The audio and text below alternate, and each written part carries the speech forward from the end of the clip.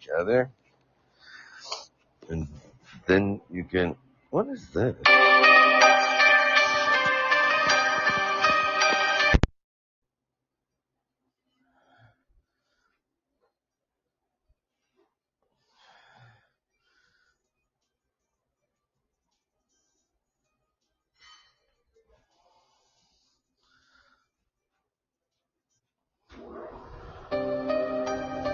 Good morning, everybody.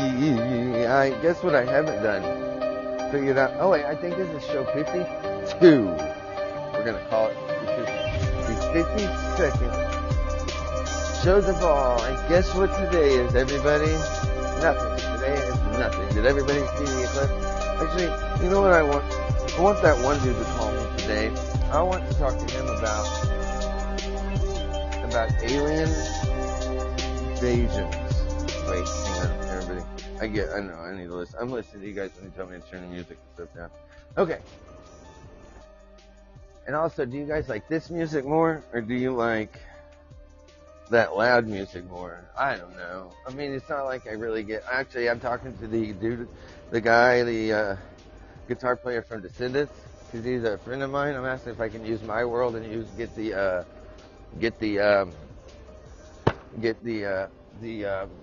what do you call that, copyright thing, just to be able to use it for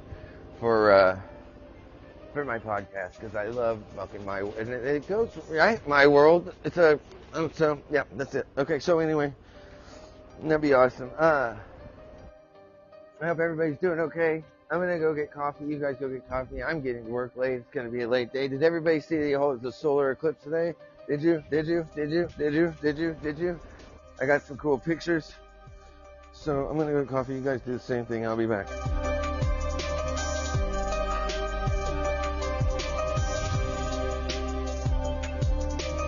Hey, Lincoln. What's up, dog?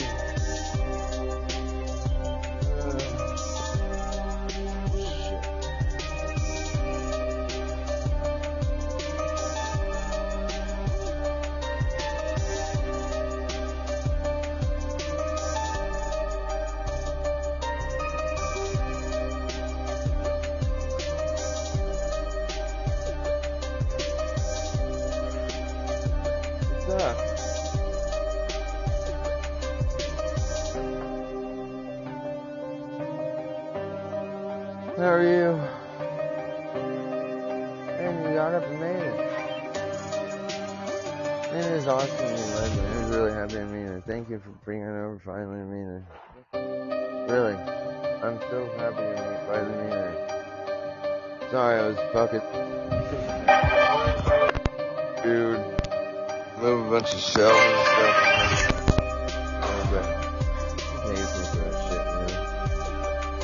A lot that he does. I mowed and then I helped move all that shit in. He fucking doing more than he gave me yesterday too.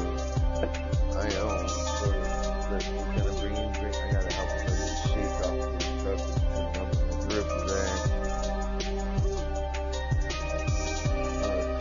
I mean, actually, I love Sean. Great dude, nice dude. I need to get my cigarettes too.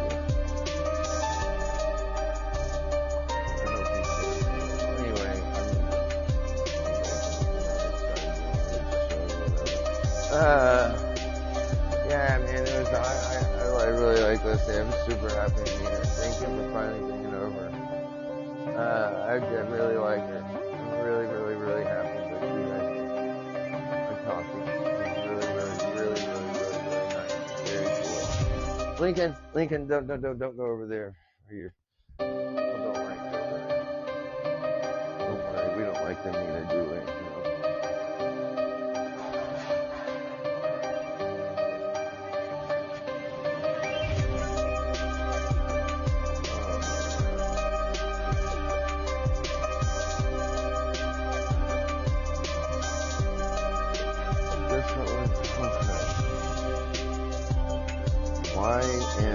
YMDJJAD. What's going on? I have a question.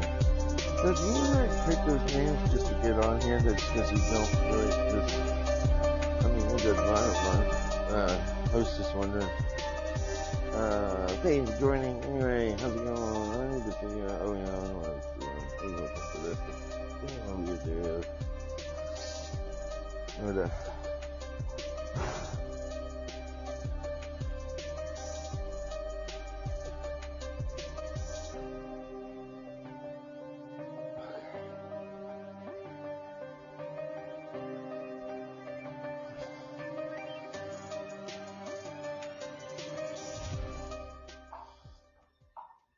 Did you know that?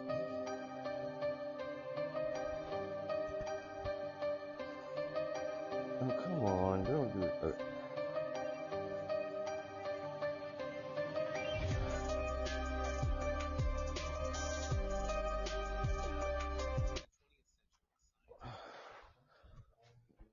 I'm not feeling that.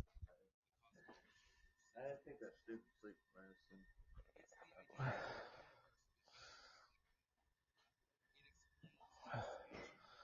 Yeah, sorry. Sleep medicine works good. It works too good for me.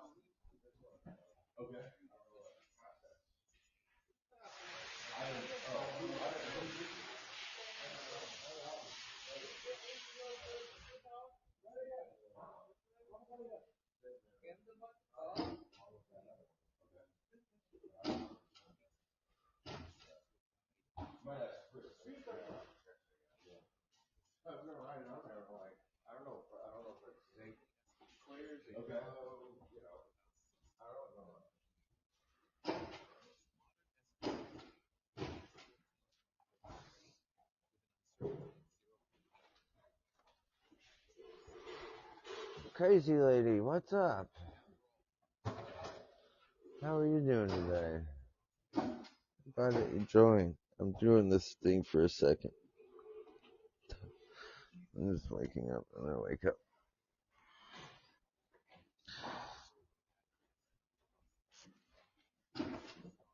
KG, hey, I'm right here. If you want to say, if you want to talk, I'm waking up. I'm gonna go get this coffee.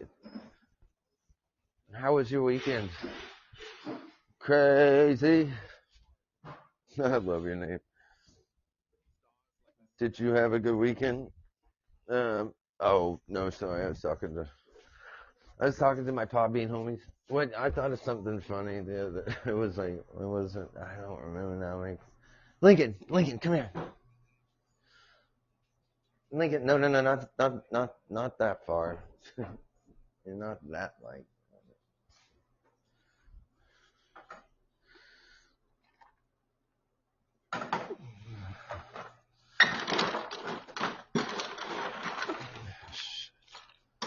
See if I can wake up today. Get your ball, Lincoln. Let's go.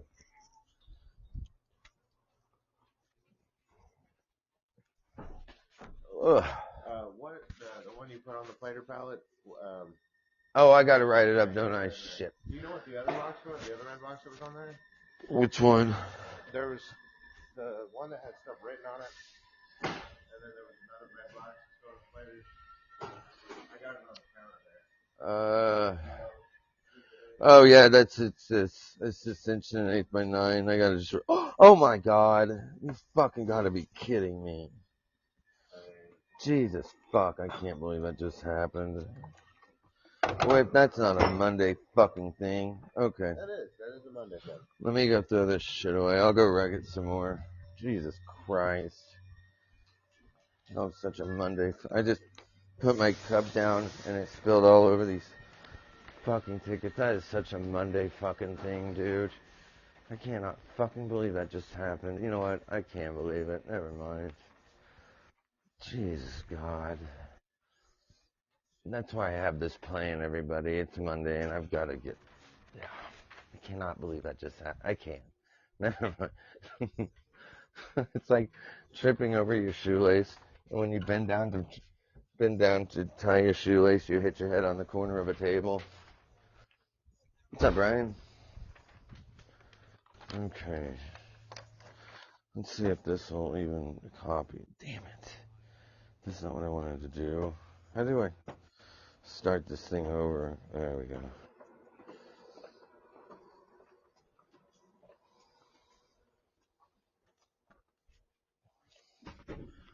COD?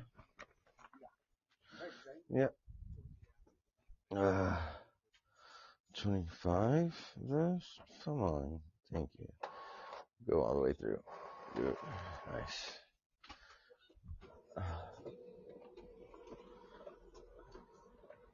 Okay. Oh no. Yes.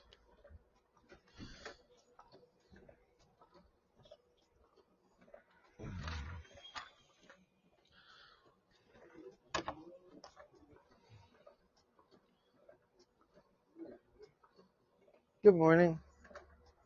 How you doing? I'm alright, thanks. Cool.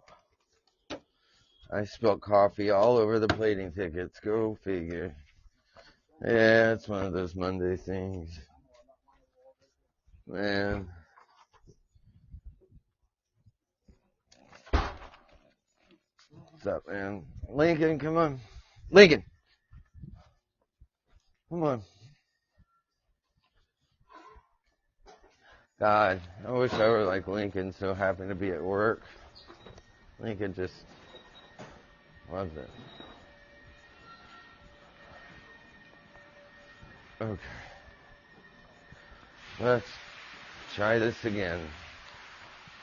Jesus Christ, I can't believe I did that.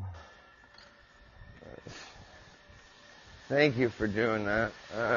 I'll get...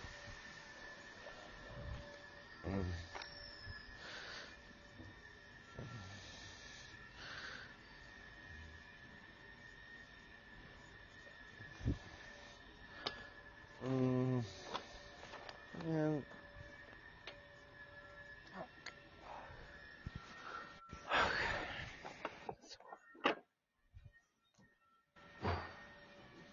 Yes, it's a big problem.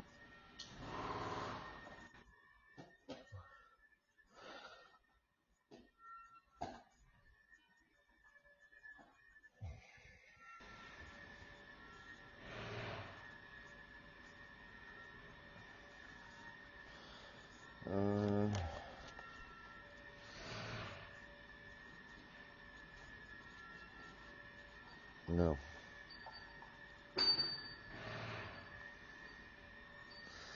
5 pounds. Okay. Here we go.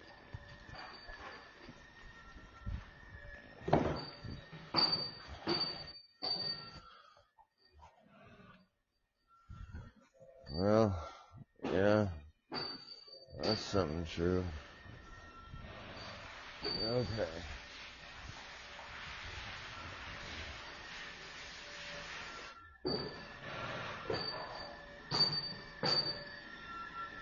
Thank you. I was just going to get that. Thank you for doing that.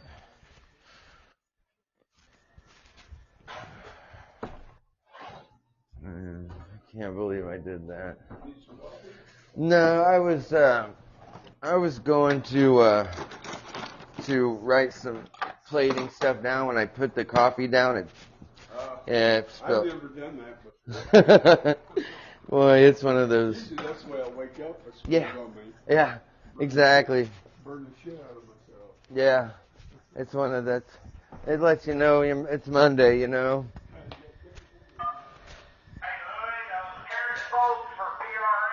I'm going to tell one more person about what I did.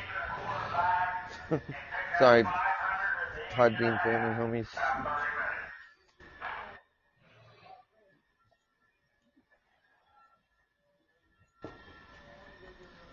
Okay. Where did Lincoln? God damn it. Keep track of that dog again. Oh, Lincoln. Oh. There he is. I had my little jumpy baby. Where did your ball go? He loves jumping over shit. Oh, his ball is gone.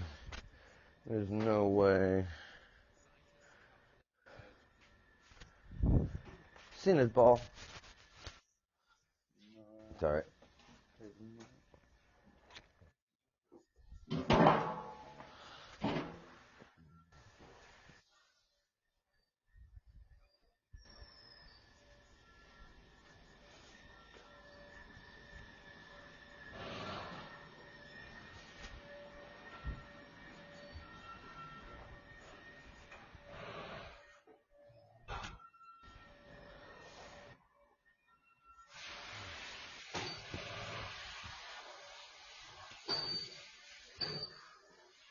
Ooh.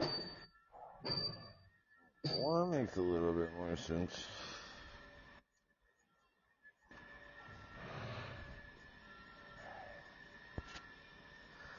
Shit.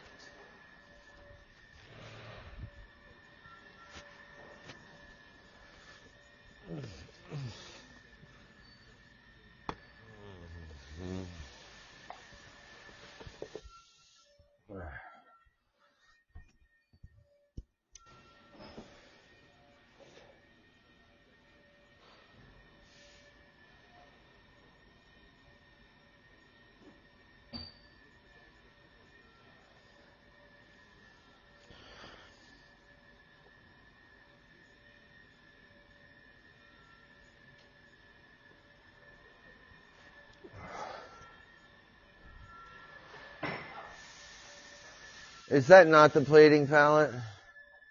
I guess that's not the plating palette anymore. Yeah. Oh, is it? Yeah. I'm gonna put all that other stuff on the truck when I lift it up there. Oh, okay. Yeah, I'll help you do it. I have no idea where his ball went. Lincoln. It's okay. Alright, so those two boxes are the same stuff. Let's do the same stuff. Joey? Two red boxes, same stuff. Yeah. It's, yeah. That's 2 boxes in one.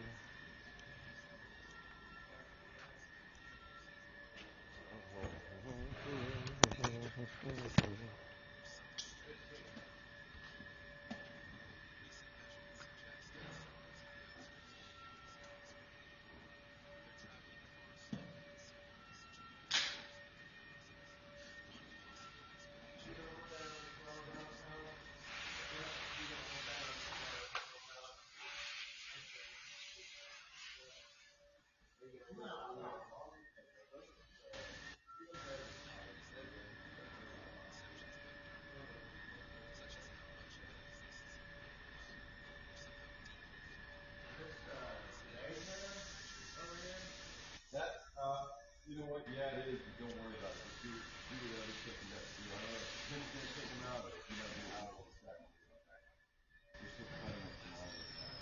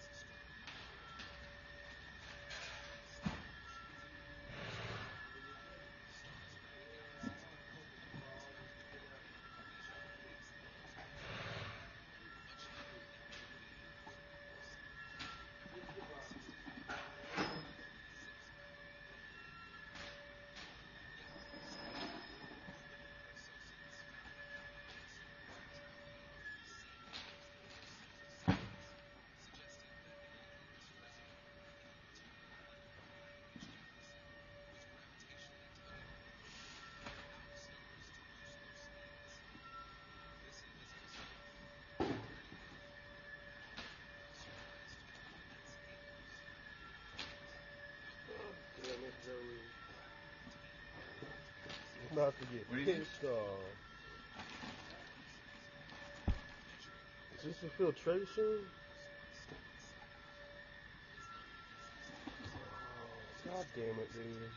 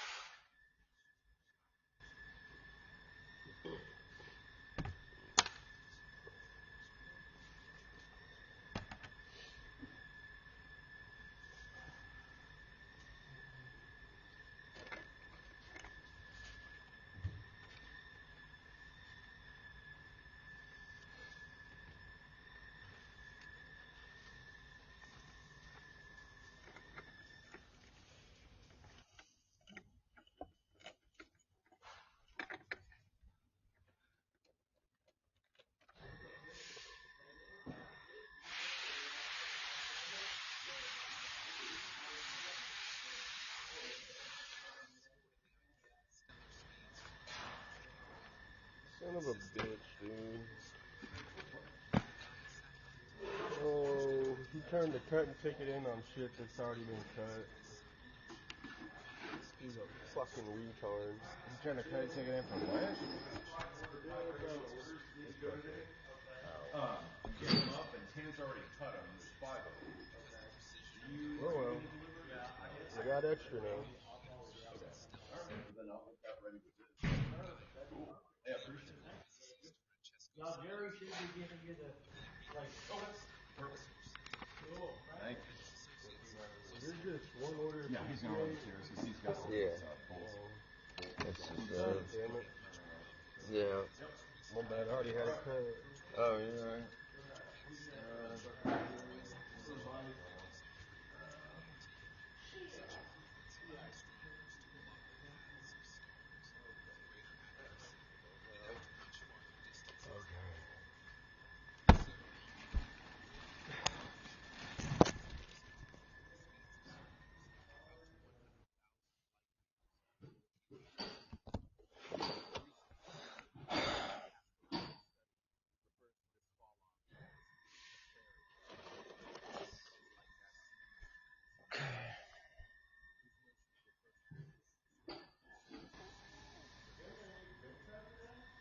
I don't think he'll need it. No, you'll need it. You're taking that, right? Yeah. Yeah. 10%. Yeah. So yeah, you should take it. All right.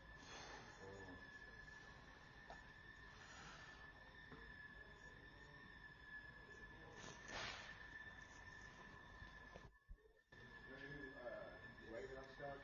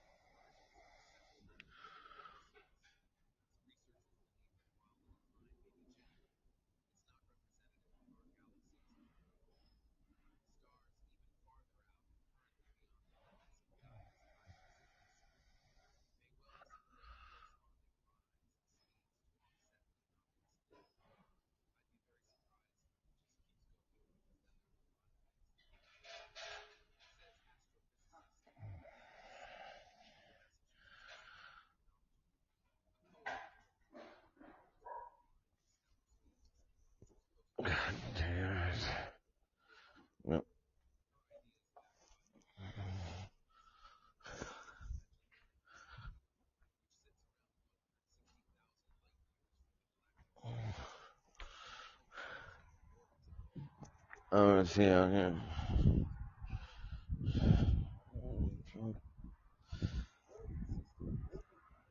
Come on, Lincoln. I have to go home in a minute.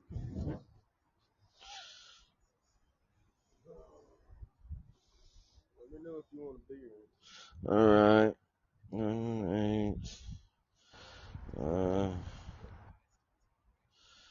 6, 3, 8.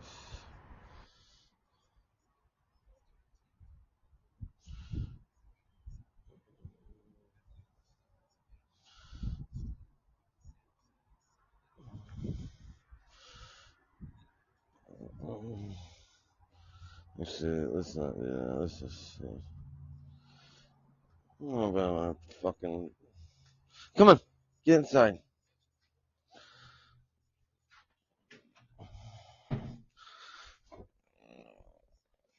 What? Motherfucker.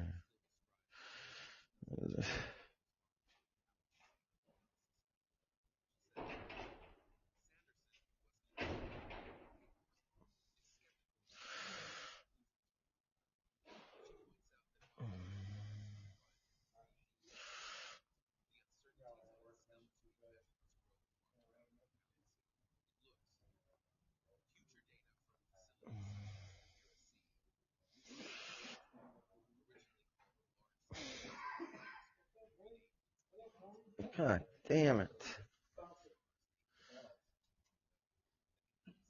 Seriously?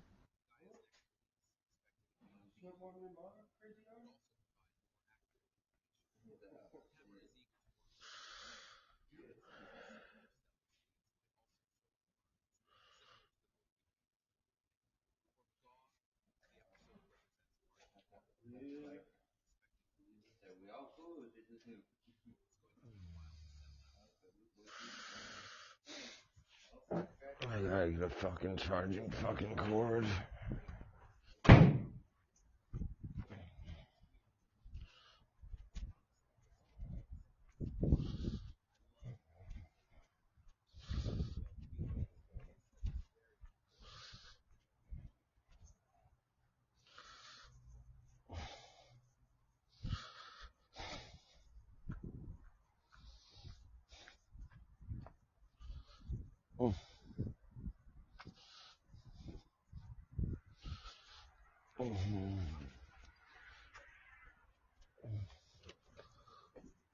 Guys, come on, Lincoln. Get inside. Just stay here.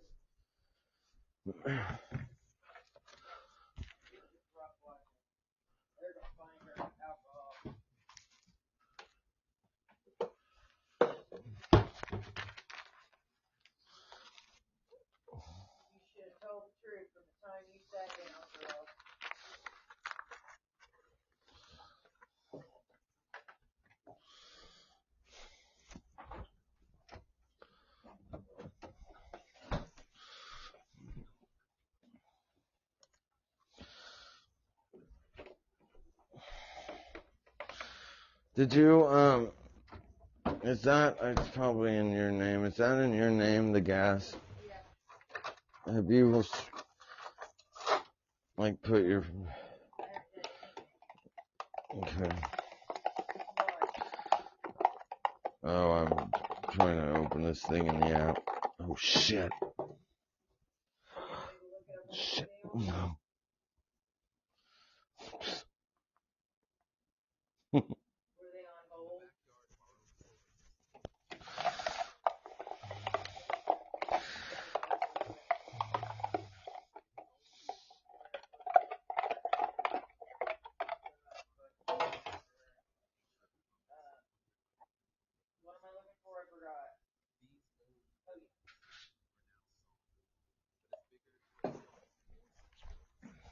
Nothing.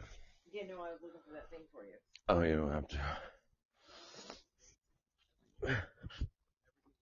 I need this. Okay.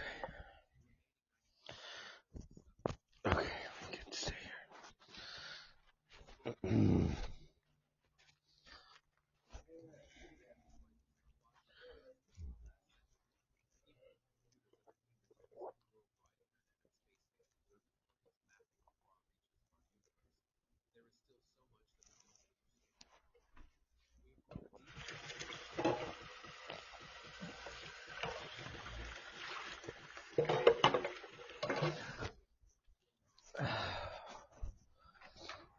That'll make me feel better.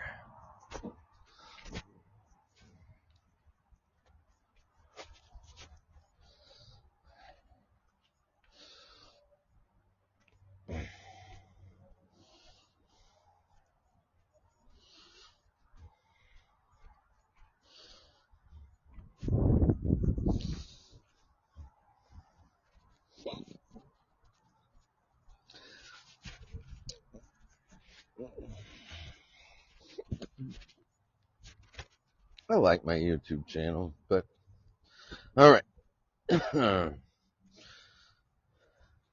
Ooh. Okay, Ligon, come on.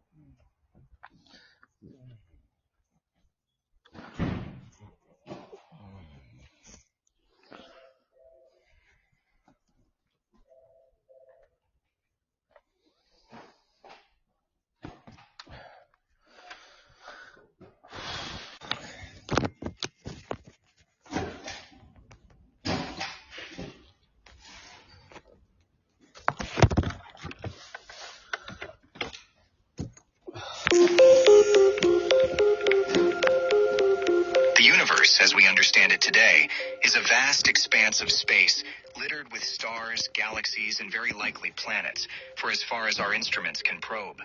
Beyond that, there's likely a much greater amount of universe out there that's unobservable to us, possibly part of a bigger multiverse. Yet even though our scientific efforts have revealed an enormous number of details about the universe we inhabit, we have yet to find another inhabited world out there with even simple microbial life, much less life that's complex and differentiated, or even intelligent and technologically advanced. The question of just how alone we are in the universe remains unanswered. While there are many potential answers to this question, we lack the data for a definite conclusion. The possibilities range from a universe with widespread intelligent life to one where Earth is the only home to intelligent beings. To find the true answer, we need a significant increase in our knowledge. How are we going to do that? Well, let's find out. To begin with, I want us to divide our knowledge base into 3 separate sections. We'll start with what is known to be true today, in 2023, what we assume to be true based on our current knowledge, and what still remains unknown, even with our best available information. Regarding the things we know to be true, this encompasses significant achievements from both the experimental and observational aspects, supported by concrete evidence, as well as theoretical extrapolations from our best theories that explain their necessary consequences. We now have knowledge about the number of stars, how many are similar to the sun, the ones potentially hosting rocky planets and possibly life, the systems within the observable universe, and those we could observe with advanced technology. It's remarkable that within just about 30 years, we've transitioned from not knowing these answers to having definitive knowledge about them all. Within our own Milky Way, there are somewhere around 400 billion stars, but the Milky Way itself is a particularly large, evolved, late-time galaxy compared to the average galaxy in the universe. We can analyze the metallicity of stars in the Milky Way, which is the proportion of heavy elements within a star compared to hydrogen or helium. This helps us understand the relationship between a star's metallicity and its likelihood of having planets. We can also categorize stars by their mass and spectral type to determine what fraction of them could possibly host Earth-like planets. When we say Earth-like, we mean planets that are rocky, similar in mass and size to Earth, located at a distance from their parent star that allows for similar energy receipt as Earth gets from the sun. Currently, this is the extent of what we can measure. Lastly, we can use our understanding of star formation in the universe and our observations of galaxies, along with theoretical predictions for galaxies that are challenging to directly study due to their faintness, low mass, proximity to larger galaxies, or extreme distance, to estimate the number of potentially habitable worlds within the observable universe. All of this information falls under the category of what we definitely know to be true as at 2023. Why the fuck does in our it do visible that? universe, there are approximately 2.2 sextillion stars, which is about 2.2 followed by 20 zeros. These stars come in various types, sizes, and ages. Out of all these stars, only about 4%, or roughly 8 followed by 19 zeros, are observable from Earth. Most of the stars were formed in galaxies we can only see from their early stages. Among the stars, around 3 to 5% are of the same type, G-type, as our sun. Approximately 15 to 20% are cooler and less massive, K-type. And the majority, about 75 to 80%, are the coolest and least massive red dwarf stars, M-type. Only around 2% are bright, blue, and have a short lifespan. For stars to potentially have rocky planets, they need to contain a sufficient amount of heavy elements. On average, this cutoff is around 25% of the heavy elements in our sun. Stars with more than this level account for about 98% of known planets, while those with less make up only about 2% of all known planets. Even with these criteria in place, we still have an enormous number of planets that could be considered as potential candidates for supporting some form of life in the universe. There might be around 10 to the power of 19, or possibly more according to some estimates, such planets that could be observed from Earth, assuming we had incredibly advanced technology, but remained within the confines of the laws of physics. Now to move forward, scientists must rely on assumptions because we have only one example of a known world with life, Earth. Beyond this point, we venture into the unknown, and it's essential to be transparent about the assumptions we are making. We assume that life originated through natural processes from non-life, and any planet with the right chemical ingredients and environmental conditions, whether similar to Earth or different, can be considered a potential candidate for life. We assume that the fundamental laws of physics we observe on Earth and within our solar system are the same laws governing the entire universe. We assume that life is defined as an entity capable of extracting energy from its environment, utilizing that energy for life processes, and either reproducing or producing related offspring in some manner. Although these are common assumptions among biologists, astrobiologists, and most scientists who study the origin of life, there are often people who make different assumptions about one or more of these. So it's important to state the naturalistic position explicitly. Additionally, there are also cosmological assumptions to consider. We assume that the unobservable part of the universe follows the same fundamental principles and shares similar or identical conditions with the part of the universe we are acquainted with. We also assume that the process leading to the hot Big Bang, known as cosmic inflation, not only resulted in a hot Big Bang on a much grander scale than our observable universe, but also aligns with the predictions of inflation and the constraints set by our observations of the observable part of the universe. There is an unobservable universe that goes on for at least 400 times the radius and 64 million times the volume of our presently observable universe. It's filled with the same sort of stuff that comes to exist in our universe, including the ingredients for galaxies, stars, planets, and life. And there may be an inflationary multiverse separating different pockets of space or different observable universes from one another. This should create, overall, an enormous set of disconnected universes that are not only beyond our own observable universe, but beyond our unobservable universe as well. However, it is only the portion of our universe that's within our light cone, which is where we can potentially receive signals that were emitted since the Big Bang, that we consider as detectable extraterrestrial life. Unfortunately, we now move from the known and the well-assumed into the realm of speculation. Science has yet to answer these challenging questions. What is the mechanism by which life originates from non-life here on Earth? What are the various mechanisms by which life can arise, and how common are these mechanisms? When life emerges, how frequently does it endure for long periods versus getting wiped out shortly after appearing on a world? In cases where life arises and endures, how often and after does it evolve into what we'd call complex and differentiated life? Once life becomes complex and differentiated, how frequently does it evolve into intelligent and/or technologically advanced forms? And how long do species that capture our interest in that sense persist? Regrettably, we lack any evidence that provides answers to these questions. We must find answers to all of these questions before we can address the fundamental question: could we genuinely be alone? However, our ignorance has never stopped us from what we'd call making healthy speculations, and we won't let our lack of concrete knowledge stop us here. Currently, the leading theory regarding the origin of life from non-life involves a process known as peptide RNA coevolution. The concept revolves around the notion that a collection of amino acids, the fundamental building blocks of proteins, spontaneously formed in a watery environment in the presence of a natural energy source. This theory gains credibility due to the abundant presence of both water and various amino acids in objects like protoplanetesimals, which are remnants from the formation of our solar system, such as asteroids and comets. While there are only approximately 20 amino acids, all with the same handedness or chirality, involved in life processes on Earth, icy and rocky celestial bodies contain more than 80 amino acids with various chiralities. When these amino acids combine to create peptides or proteins, these new molecules can carry out metabolic functions. Introducing ions to a peptide can make it function as an enzyme. By connecting some form of nucleic acid, the magic never leaves you when you stay with the Disney Resorts Collection, making every day more magical than your last, and bringing you extra time in any of the 4 theme parks. Start saving today.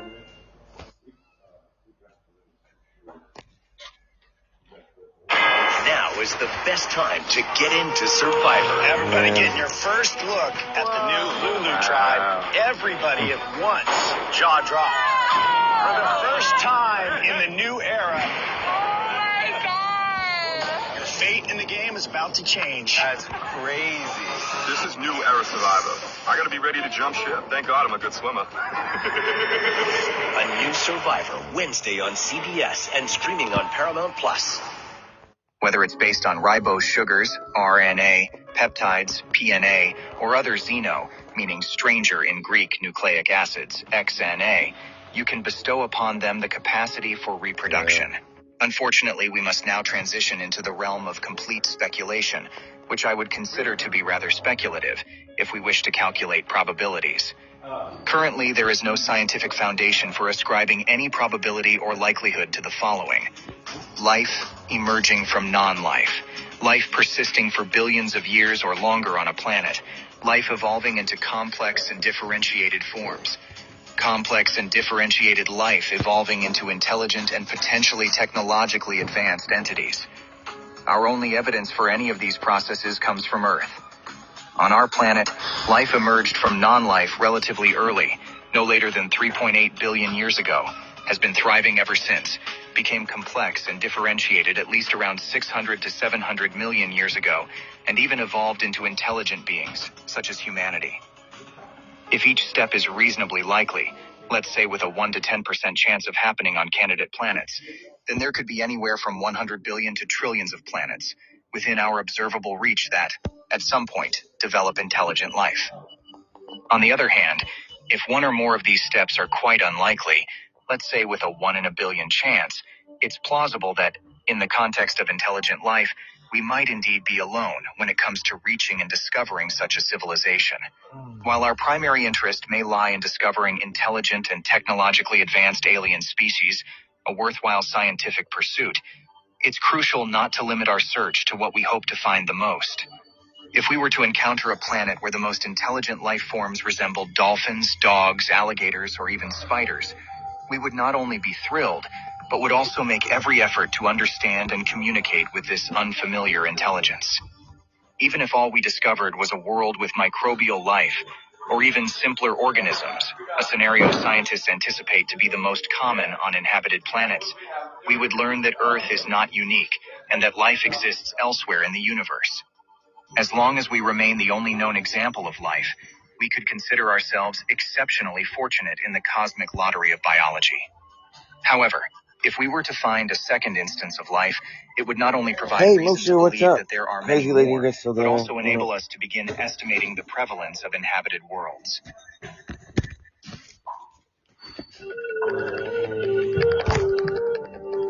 In 1950, Enrico Fermi asked, "Where is everyone?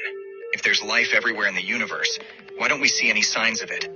For over 60 years, we've tried to explain this, calling it the Fermi paradox.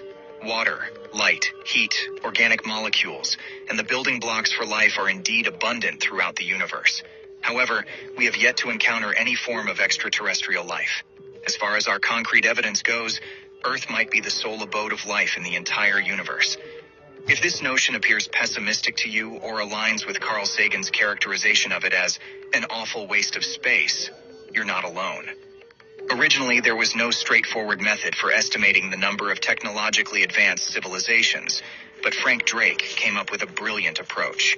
He devised an equation that involved multiple parameters that could be estimated and then multiplied together. If your estimates were accurate, the equation would yield an accurate count of the technologically advanced civilizations in our galaxy with which humanity could potentially communicate at any given time. This concept was ingenious, but as our understanding of the universe has expanded, the Drake equation has become less useful. In its current form, the Drake equation might even be less effective, but we now possess sufficient knowledge about the universe to develop an even more improved framework. The Drake equation in particular aimed to calculate the number of civilizations, n, present within our galaxy at any given time. It was expressed as the product of 7 distinct unknown factors, spanning the realms of astronomy, geology, biology, and anthropology. These elements build upon one another, and they are as follows. R. The average rate of star formation. FP, the fraction of stars that possess planets. NE, the average number of stars with planets that have planets capable of supporting life. FL, the fraction of these life-sustaining planets where life has emerged. FI, the fraction of life-bearing planets that have developed intelligent life. FC, the fraction of these intelligent civilizations that are capable of communicating across interstellar space. L, the length of time over which such a civilization can transmit signals or listen for extraterrestrial messages. Multiply these numbers all together, in theory, and that will give you the number of technologically advanced broadcasting civilizations we have in the Milky Way today. However, there are significant flaws in this framework. It relies on several unspoken assumptions that do not align with reality, rendering it less useful in the modern context. These issues include the fact that the equation was written before the Big Bang was validated, and the steady-state model was disfavored. The equation assumes that only one planet per star system could support life, that intelligent, technologically advanced life will never spread to other worlds, and that broadcasting and listening for radio signals is the method by which an intelligent species would choose to communicate across interstellar space. In particular, the last assumption drove the motivation behind SETI, the search for extraterrestrial intelligence using radio dishes, which of course has not yielded any positive results. Nonetheless, the absence of evidence doesn't rule out the possibility of other worlds hosting intelligent life. Despite our uncertainties regarding what's out there and the methods they might use to search for or contact us, the existence of intelligent, communicative, or spacefaring extraterrestrials remains a topic of immense interest to scientists and all of humanity. While many aspects of the Drake equation may be problematic and fraught with significant uncertainties, it's now 2023, and our understanding of our galaxy and the universe has expanded significantly since 1961. This prompts us to explore a more refined approach. NS, the number of stars in our galaxy. Why estimate the rate of star formation when we can simply count the stars we have today? We possess detailed knowledge about our galaxy's size, thickness, central bulge dimensions, and mass distribution. Through extensive surveys that observe the entire sky and focus intensely on narrow regions, we can state that there are between 200 and 400 billion stars in our galaxy. An uncertainty of just a factor of 2 is quite acceptable, and it indicates an optimistic starting point. Each star represents a potential opportunity for life. Let's choose the higher figure in this range. FP, the fraction of stars with planets. We can retain this parameter from the original Drake equation, but in the aftermath of Kepler, it isn't all that interesting. Why? Because it's essentially close to 100%. Based on the extensive surveys of stars and the knowledge we've gained, the fraction of stars with planets in orbit around them is estimated to be at least around 80%. To put it simply, stating that the fraction of stars with planets equals 1 is a clear win for the optimists. FH, the fraction of stars with the right conditions for habitability. This is where it gets more intriguing. Among the various classes of stars, how many have planets suitable for life? A star similar to our Sun, with the same mass, radius, and lifetime, could indeed host life, as evidenced by our own existence. However, what about more massive stars? Eventually, they may burn through their fuel too quickly, preventing the emergence of intelligent life. Conversely, lower mass stars might be too unstable, emitting flares that strip away a planet's atmosphere or producing insufficient ultraviolet light for life to thrive. We may also consider whether there are adequate heavy elements to support life on a planet, or whether the environment in a particular region of the galaxy is too chaotic. While there may be unknowns, it's reasonable to suggest that at least a quarter or 25% of stars in our galaxy have the potential to host habitable planets. NP. The number of worlds around habitable stars with the right conditions for life.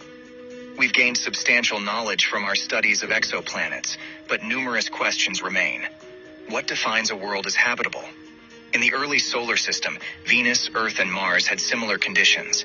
In the outer solar system, worlds like Enceladus and Europa, boasting subsurface oceans, could potentially harbor underwater life. In systems with gas giants positioned similarly to Earth, large moons might witness the emergence of life. While there are significant uncertainties, it's reasonable to estimate that, on average, among stars capable of hosting a potentially habitable world, there's one world that stands out as having the most favorable conditions for life. That's the world of greatest interest, so we'll set NP equals sign 1. At this juncture, we can multiply the first 4 numbers together to estimate the number of worlds with favorable conditions for life within our galaxy. 100 billion. This is a promising beginning. FL. The fraction of these worlds where life arises. Among all the potentially habitable worlds, how many take that extraordinary initial step, where life emerges from non-life? Or if primitive life originates in interstellar space, how many worlds witness life taking root on their surfaces, in their oceans, or in their atmospheres? We don't even have the answer for our own solar system, where it's conceivable that life arose on as many as 8 other worlds at some point. The prevalence of life remains uncertain. Optimistically, it might have a 10% chance of emerging from non-life. On the other hand, it could be exceedingly rare, with odds as low as 1 in a million or worse. The uncertainties here are substantial, and any number one selects is as speculative as any other. In the future, we will likely gain the capability to conduct our initial tests. If we assume there's a 1 in 10,000 chance that a potentially habitable world possesses life, a guess as good as any, this implies there are 10 million worlds in the Milky Way where life exists. Effects. The fraction of life having worlds with complex, differentiated organisms. Attempting to classify life as intelligent or not is a matter of debate, even among the top scientists. The categorization of dolphins, great apes, octopi, and various other organisms as intelligent or not remains a subject of ongoing discussion. However, one aspect everyone agrees on is whether an organism is complex and differentiated. Since Earth is our sole laboratory for this type of development, let's take an optimistic approach in the absence of evidence and assume a 1 in 1,000 chance that a world starting with a primitive, replicating, information encoding form of life can eventually lead to something resembling the Cambrian explosion. This estimation suggests there are 10,000 worlds in the Milky Way teeming with diverse, multicellular, highly differentiated forms of life. Given the vast distances between stars, it's likely that another planet where this has occurred is only a few hundred light years away. AFT, the fraction of those worlds that presently host a scientifically, technologically advanced civilization. This question surpasses the inquiries of the Drake equation. It matters less whether this is the first or 10th time a technologically advanced civilization has emerged. It's not crucial whether they employ radio waves, whether they face self-destruction or self-extinction, or whether they harbor aspirations for interstellar travel. The primary concern is whether extraterrestrial intelligence matches our own in terms of scientific and technological advancement. There's no evidence for such civilization.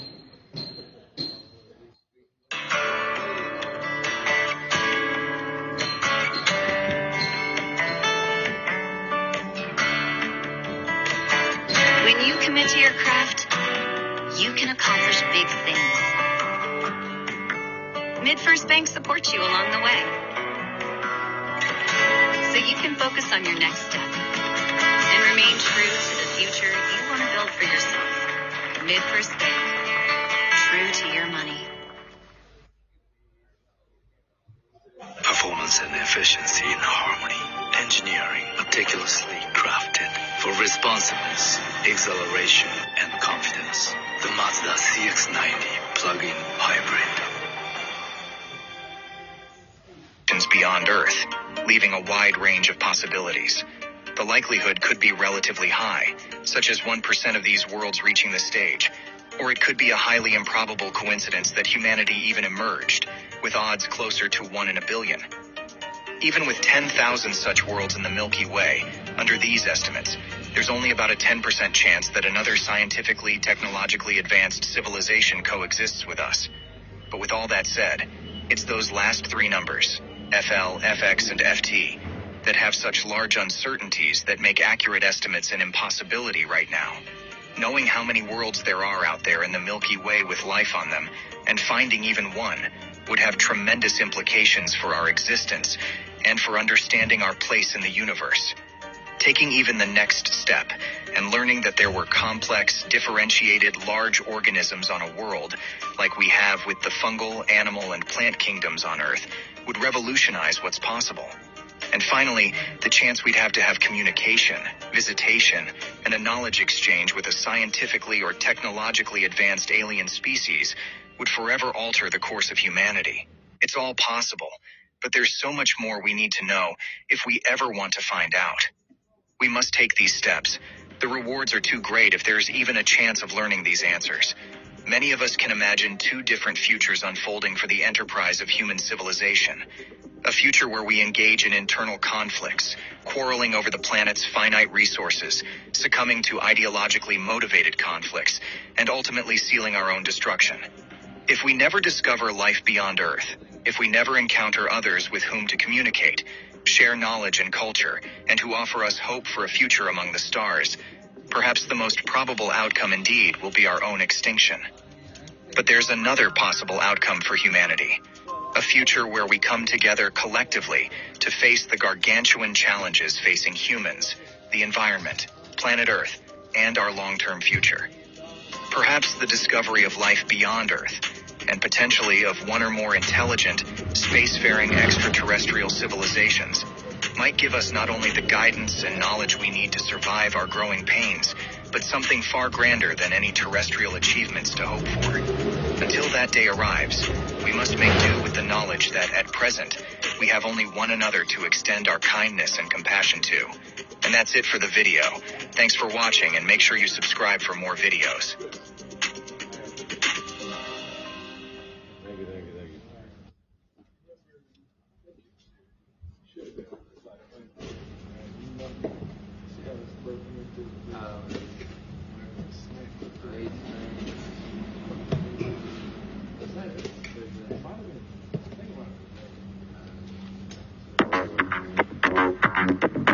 In our search for alien life, we can receive only one of two answers.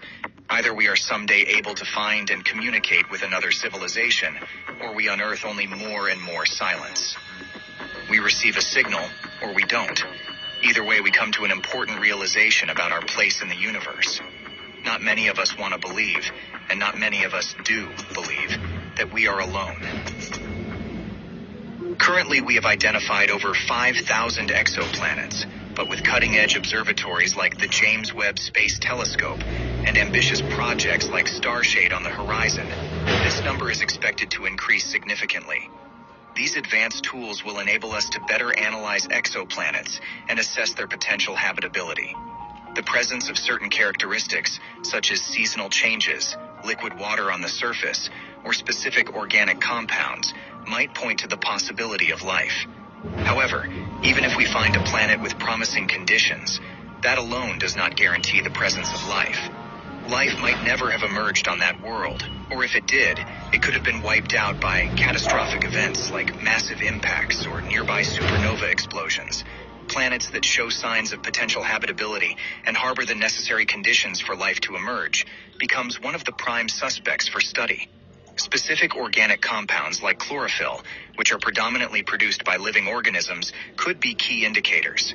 Additionally, signatures of large biomass, such as those found in rainforests, could create discernible changes in environmental parameters like temperature or cloud distribution, setting them apart from barren landscapes of rocks and sand.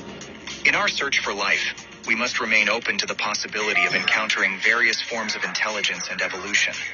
It's essential to remember that life's timeline on Earth spans billions of years, from microbial life existing for roughly 4 billion years to recent technologically advanced life emerging only in the last 100 years. Considering the vastness of the universe and the diverse array of conditions on other planets, it is plausible that we may discover life forms at different stages of evolution.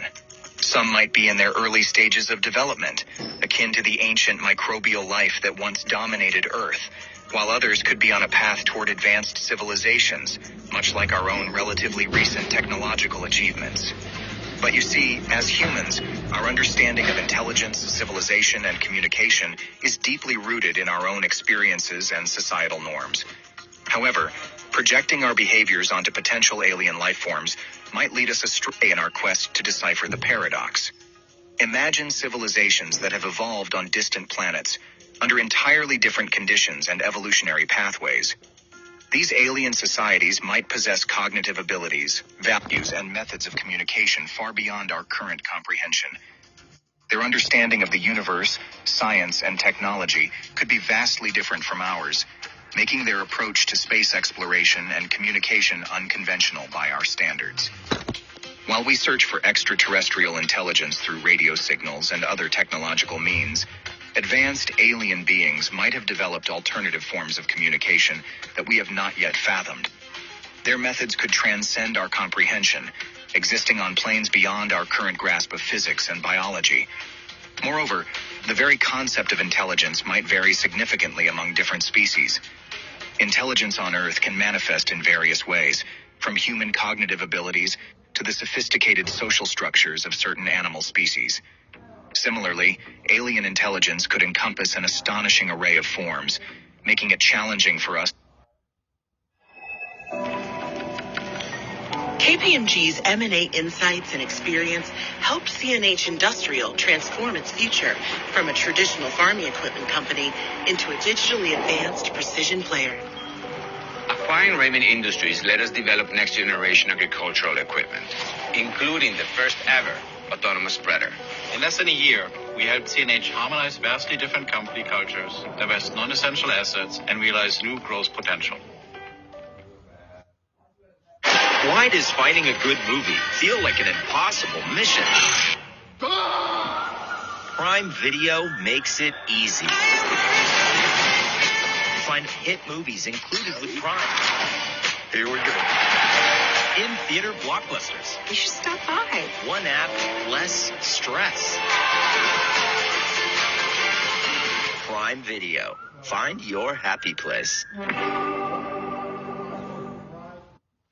To recognize and understand. Furthermore, the Fermi paradox relies on the assumption that advanced alien civilizations would exhibit expansionist tendencies, similar to our historical exploration and colonization drives. However, this assumption could be overly anthropocentric, as the motives driving an extraterrestrial civilization might be entirely different from our own. Consider the possibility that some advanced alien civilizations prioritize harmony with their environments and seek to preserve their own planets rather than colonizing others.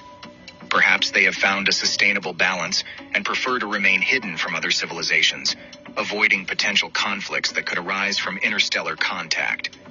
In essence, this solution to the Fermi paradox encourages us to broaden our horizons and remain humble in the face of the unknown. We must embrace the diversity of potential alien behaviors, acknowledging that our understanding of intelligence and societal behavior might be just one of countless possibilities in the vast cosmic landscape. Studying the patterns of human civilizations, scientists observed that many rose to greatness but eventually faced collapse. Similarly, when investigating the history of large cities, they noticed that most reached a certain point of growth and development, only to experience a subsequent decline. These findings served as the foundation for a hypothesis regarding the fate of any alien space civilizations. The hypothesis proposed two possible scenarios for these extraterrestrial civilizations. In the first scenario, a civilization would reach a critical point where it became aware of its exponential growth and recognized the dangers of expanding too far and too fast. In response, they would choose to halt their interstellar travels and refrain from further colonizing other worlds. In the second scenario, a civilization might fail to recognize the impending consequences of their expansion and continue their encroachment until a point of no return, leading to their eventual collapse. Remarkably, from our perspective, both scenarios would yield the same result: aliens not visiting us or revealing evidence of their existence. The distance between their civilization and ours would simply be too vast for meaningful contact or detection. The researchers dubbed this hypothesis superlinear scaling. According to this concept, a civilization grows exponentially, spreading out and colonizing other worlds, fueled by its increasing energy demands. However, as they venture further and expand, And I didn't sign for him. I was gonna note that there was, but they took off. Unless But they take timely I action was to address counting them these to make issues, sure they they're would there, and eventually they're reach a all point there, of I no guess. return, But a singularity, where the collapse of their civilization becomes unavoidable.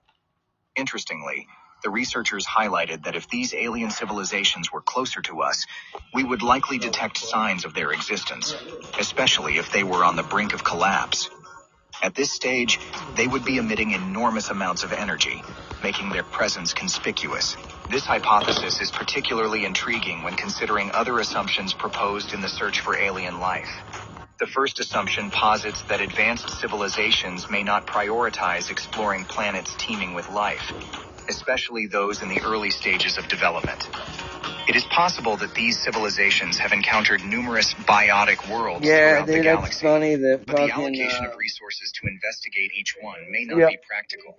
Moreover, attempting to communicate with primitive life forms might not cool. yield You wanna meaningful call? outcomes, Oh, he's still here. rendering such efforts less appealing to Brian didn't advanced do it. beings. On the other hand, the second assumption highlights that once a planet develops intelligent life, it becomes far more intriguing to advanced civilizations. The rarity of intelligent life in the galaxy makes each instance of it noteworthy.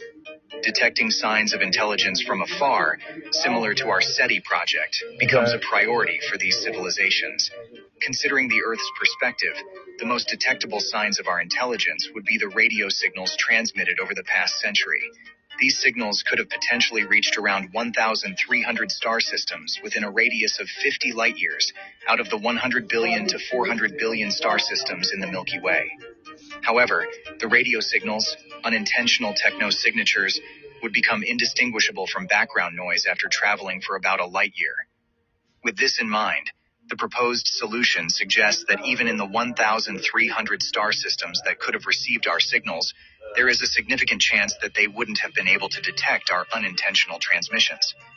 Moreover, if non-intelligent life is abundant in the galaxy, advanced civilizations might not see a reason to expend resources trying to contact potentially non-intelligent worlds. Therefore, the silence from extraterrestrial civilizations could be attributed to their lack of evidence of intelligent life on Earth.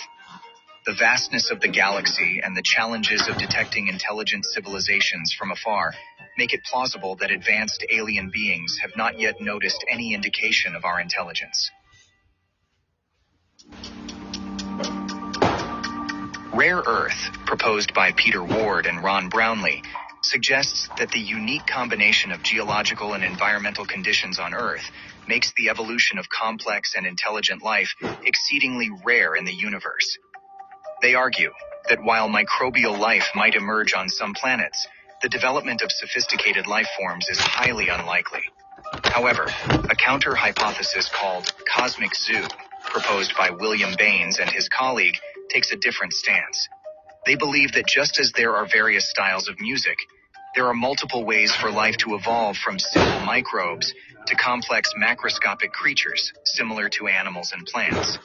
The Cosmic Zoo hypothesis suggests that once life arises on a planet, it has the potential to evolve into diverse and substantial forms, provided the planet remains habitable long enough. While the debate continues, two critical caveats exist. Firstly, the origin of life on Earth, despite not being considered a unique event, remains shrouded in mystery, leaving room for the possibility that Earth's conditions are indeed rare. Secondly, the evolution of technologically advanced life, exemplified by humans on Earth, seems to have occurred just once.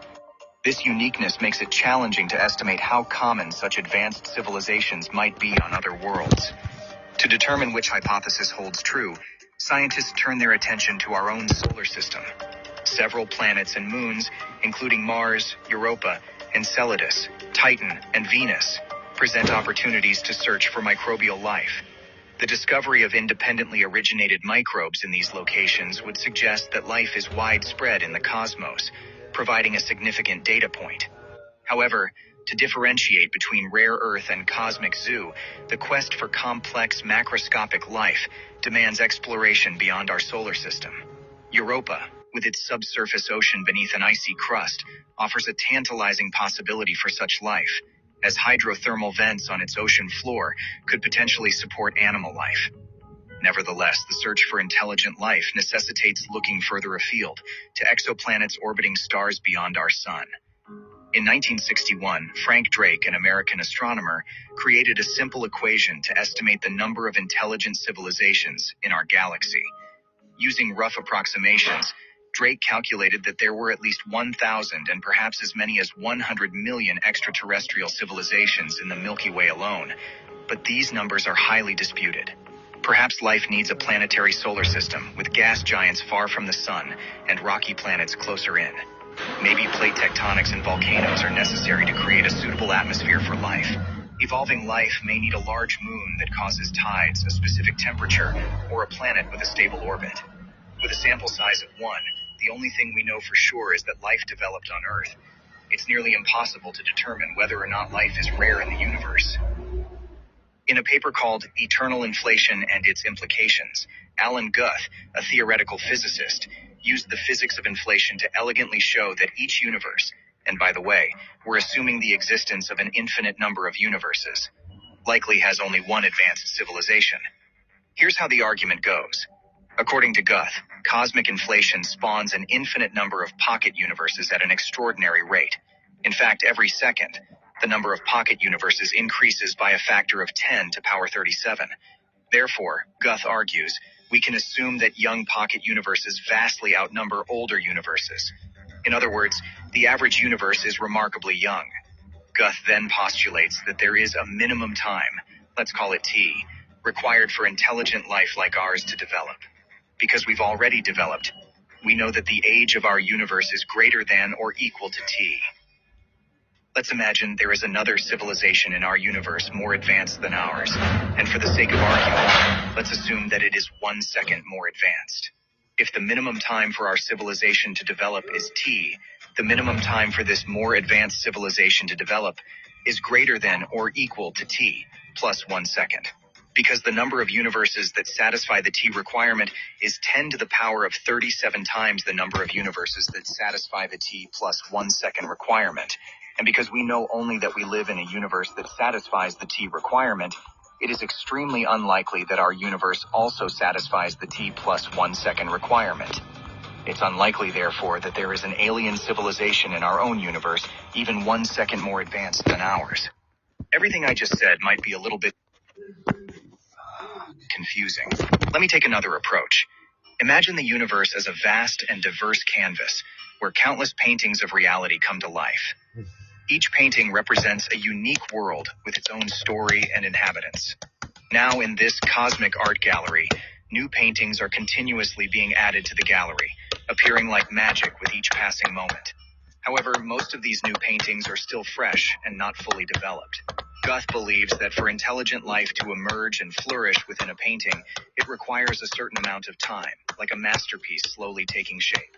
So, in some paintings, life might just be taking its first strokes, while in others it may have had more time to evolve and grow. Now, here's where it gets intriguing. Imagine there's another painting nearby where life is slightly more advanced than in ours, just a tiny step ahead. According to Guth,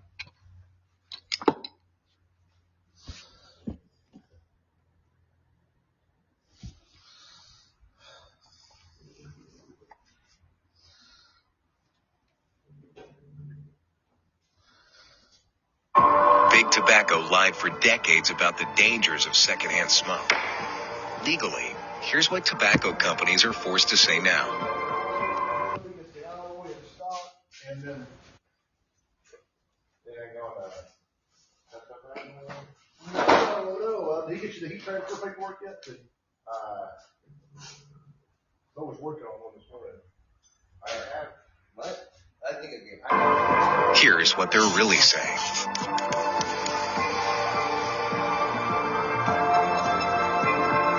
Get the truth behind the lies at StopsWithMe.com, a program of TSET.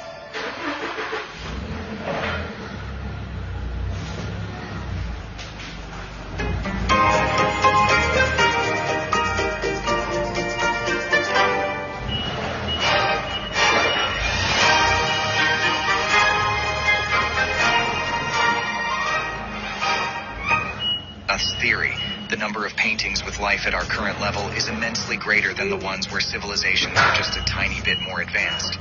Because the gallery is filled with countless paintings at our level, it becomes highly unlikely that we would find one where a civilization is only a small increment ahead. So it's quite possible that our painting holds one of the most advanced civilizations in this grand cosmic artistry. Guth's idea can be illustrated in this idea of multiple paintings and unique civilizations, adding a captivating perspective to our understanding of the universe. It prompts us to ponder the diversity of life and intelligence across this cosmic gallery, leaving us in awe of the infinite possibilities that await beyond our own canvas. Nick Bostrom, a philosopher at Oxford and director of the Future of Humanity Institute, developed an argument in a paper called "Are You Living in a Computer Simulation?" He argues that at least one of the following three statements must be true. It's either humans are likely to go extinct before they are post-human and able to create entirely simulated realities. A post-human civilization with the ability to run such a simulation would likely not run many simulations. We are currently living in a computer simulation. Now, using ingenious logic and mathematical reasoning, Bostrom puts forth a thought-provoking conclusion. He argues that unless we are already residing in a simulation, the belief that we will eventually become post-humans capable of running ancestor simulations is likely false. Consider the idea of how such a simulation could be created. Speculations from writers suggest that an advanced Type 2 or 3 civilization might construct a colossal computer system known as a Matryoshka brain. This unfathomably massive system would harness the entire energy output of a star, utilizing a Dyson sphere, which is a shell surrounding the star to capture all its energy. Mathematicians have pondered the capabilities of a Matryoshka brain and calculated that it could possess enough computational power to create an entire simulated universe, where we, among countless other beings, could be living unknowingly. Remarkably, this concept doesn't seem to violate any known laws of physics. It sparks a fascinating exploration of the nature of reality, the potential existence of advanced civilizations, and the profound implications of our place in a vast simulated universe. If we entertain the notion that we are living in a simulated universe, created by a highly advanced civilization with a Matryoshka brain or a similar vast computational system, then the question of the existence of extraterrestrial life takes on a new perspective. In this simulated reality, the beings responsible for creating the simulation could have engineered various scenarios and worlds, including ones with intelligent life forms like us. These simulated beings, including potential aliens, might be part of the design of this grand cosmic experiment. Furthermore, if the creators of the simulation possess the ability to manipulate the parameters and variables of the simulated universe, they could introduce diverse life forms and civilizations, including those of extraterrestrial origin. As a result, the presence of aliens within this simulated reality becomes a plausible possibility. From our standpoint as simulated beings, the search for extraterrestrial life might lead to intriguing questions. Are other intelligent civilizations we encounter real entities living in their own separate simulations, or are they simulated entities like us? Moreover, if we are part of a simulated universe, the Fermi paradox could be reevaluated. Perhaps the silence from alien civilizations is a deliberate design of the simulation, or the result of the limitations imposed by the creators. In the realm of quantum mechanics, entanglement allows two particles to become correlated in such a way that the state of one particle is instantly connected to the state of another, regardless of the distance between them. Superposition, on the other hand, allows quantum particles to exist in multiple states simultaneously. Imagine a scenario where advanced alien civilizations encode their communications and energy emissions using quantum-entangled particles and superposition states. By doing so, they can create encrypted signals that appear as random noise or background radiation to less advanced civilizations' detection technologies. To an outsider, it would seem as if these advanced civilizations do not emit any detectable signals or energy signatures, leading us to perceive them as silent or non-existent. In reality, they are actively communicating and functioning within the universe, but their quantum information hiding techniques make them invisible to conventional detection methods. Furthermore, these civilizations might have developed quantum cloaking technologies that render their spacecraft and installations non-transparent to electromagnetic waves. This would enable them to move through space undetected, making it challenging for us to observe their presence. Maybe we haven't found alien life yet because their technology is so advanced that it's indistinguishable from nature.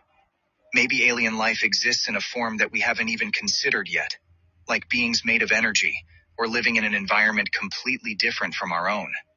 Maybe intelligent life is out there, but it exists in a different dimension or parallel universe that we haven't discovered yet.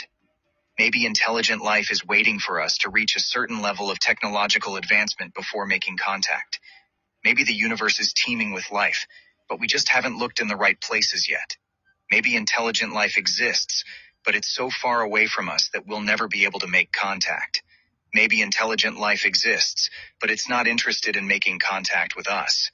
And maybe, just maybe, we are the only life form in the universe. After hearing Enrico Fermi utter his now famous paradox at Los Alamos, the physicist Leo Szilard immediately answered, "They are among us, and they call themselves Hungarians." As good an answer as any, I suppose. And that's it for the video. Thanks for watching. And what's your own solution to the Fermi paradox? You can comment below.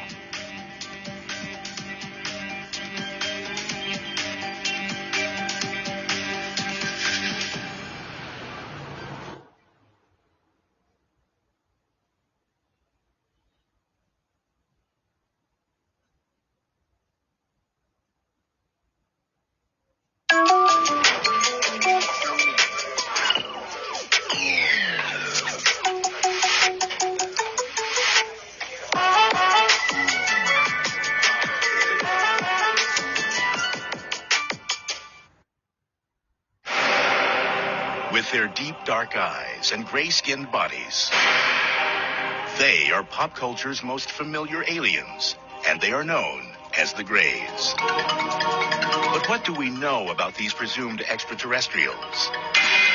Eyewitnesses swear they have encountered these aliens, and they believe the Greys are here on a diabolical mission, abducting humans and conducting reproductive experiments. This is a very real phenomenon. Something is happening to these people. Who are they? Where are they from? And what do they want? Are they real? It's good to have an open mind, but not so open that your brains fall out. Next on UFO Files, the mystery of the Greys' agenda.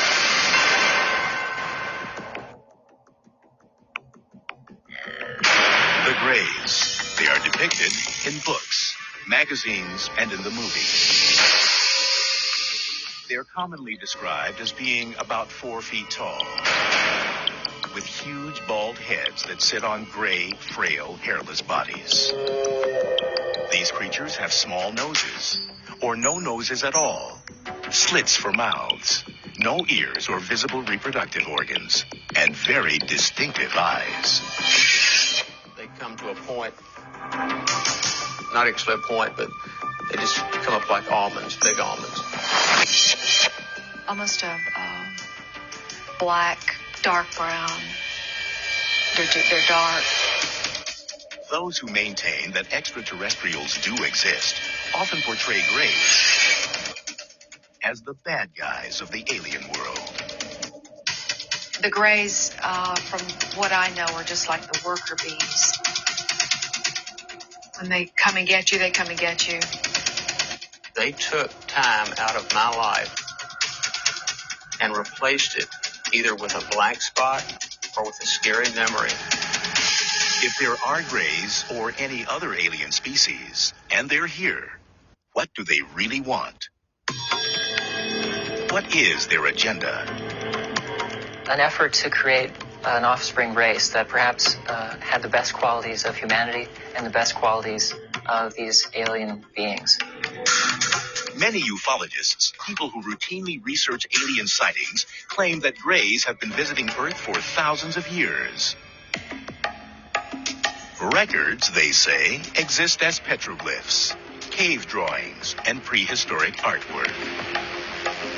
All around the world, we have these stories of beings coming from the heavens to Earth, star beings, whether it be the Hopi Indians in North America, all these, South American cultures, the Mayans, the Aztecs. All around the world, there are these stories of gods visiting ancient man. 6,000-year-old artifacts have been found in what was Samaria, modern-day Iraq. Interpreters of the carvings have said they depict servants or helpers of their gods. Many of the artifacts that they've left us resemble what we would call today a modern-day gray alien. Large bulbous head, large eyes, spindly limbs, very thin bodies. Historically, UFOs or aliens go largely unmentioned again until the dawn of the modern era. It is in the 20th century that the Greys' agenda begins to take shape. According to the UFO community, since then and to this day, there has been an obvious and persistent increase in encounters with the Greys. One of the most surprising claims made by some in the UFO community is that during World War II, Hitler and the Nazis were actually in collusion with the Greys. They say the aliens gave the Nazis advanced weapons technology used during the war. Since the Second World War, literally hundreds of people have claimed experiences with the gray aliens. The number reported, the quality of the reports, the similarities of the reports, and the fact that many of these reports can be substantiated under hypnosis lends very compelling strength to the idea that this is a very real phenomenon. Something is happening to these people. No official record for alien encounters or abductions exists. However, the National UFO Reporting Center in Seattle, Washington, keeps an unofficial tally of UFO sightings. Their statistics show that the number of sightings have gone from a handful every year in the early part of the 20th century to dozens by the middle of the 20th century, and then thousands every year beginning in the 21st century. Well, it seems that the whole business about alien abduction really dates from the Cold War. Back when there were UFOs, unidentified flying objects being spotted, and it was all these international tensions after the Second World War. According to UFO believers, the Greys first made contact through the much-debated 1947 crash in the desert outside Roswell, New Mexico. The Roswell story is that a rancher named Mac Brazel came into Roswell and told a story to the newspaper about how he had found some strange debris. And from that incident, the Roswell incident, we've now got an elaborate story that many of the American public think is a story of flying saucer wreckage and perhaps little alien greys whose corpses were scattered about, some of whom may have survived alive and are hidden away at some secret facility. The official U.S. government position? A large spy balloon went down at Roswell, not an alien spaceship. It was part of a secret project designed to detect emissions from Soviet nuclear tests. Ufologists believe otherwise. The Roswell story has been debated by a lot of people. But one thing that we know is that something came down about 75 miles north of Roswell Army Airfield in the summer of 1947. This was investigated by the 509th Bomber Unit's chief intelligence officer, who was Captain Jesse Marcel. We know that some of this debris was taken back to the Army Air Base. We know that Marcel and the Army Air Base commander, Colonel Blanchard, thought that this was material from a flying disc. And we know that they thought this because a press release went out immediately announcing that the U.S. Army recovered one of the infamous flying discs that was in the news at that time. In the years since the Roswell incident, advocates argue that all contact between the Greys and the government have been kept top secret. Despite repeated official government denials that a UFO crashed in the New Mexico desert, the stories won't die. There are now more than 400 individuals on the public record who said, I was there, I picked up pieces, I saw pieces of wreckage, I saw the craft, I saw the bodies. So Roswell is simply a question of belief. Who you choose to believe.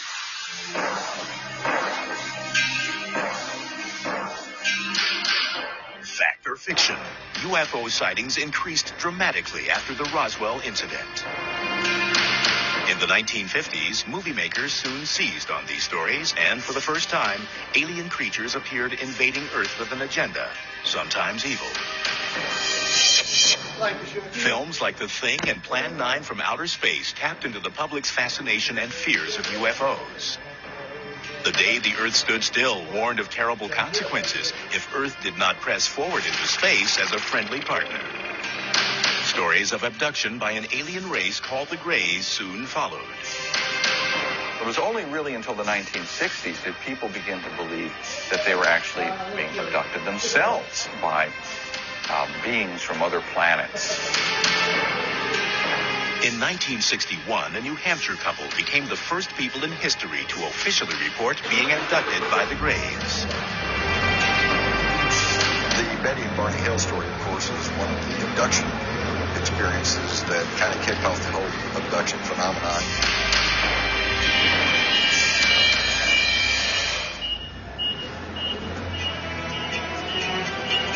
The case of Betty and Barney Hill remains the seminal alien abduction tale. It stands as the first ever recorded encounter with the Greys, the most popularly noted alien species said to visit the Earth. It allegedly occurred near Portsmouth, New Hampshire on September 19, 1961. To this day, skeptics cannot dispute every detail of the story. Believers see the Hills incident as the defining moment in Grey history, when the nation and the world awoke to the troubling phenomenon of alien abduction. In her last on-camera interview, the late Betty Hill shared her experience.